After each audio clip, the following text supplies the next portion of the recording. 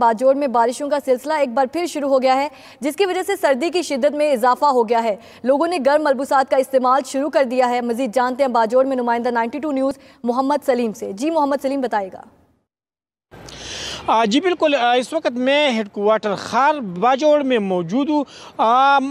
کے پی کے دیگر حصوں کی طرح ضلع باجوڑ میں بھی بارش کا سلسلہ رات سے شروع ہو چکا ہے اور اس کی وجہ سے موسم خوشگوار ہو گیا ہے، موسم سرد ہو گیا ہے، لیکن دوسری طرف یہاں پر لوڈ شیڈنگ کا دورانیہ بہت زیادہ بڑھ چکا ہے۔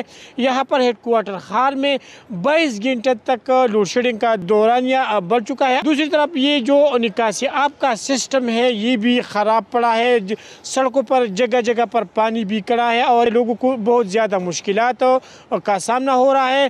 یہاں پر عوام کی جو ضلعی انتظامیہ ہے اس سے مطالبہ ہے کہ لوڈ شیڈنگ کا دورانیہ بھی کم کرے اور اسی طرح جو نکاسی آب کا سسٹم ہے وہ بھی بہتر بنائے۔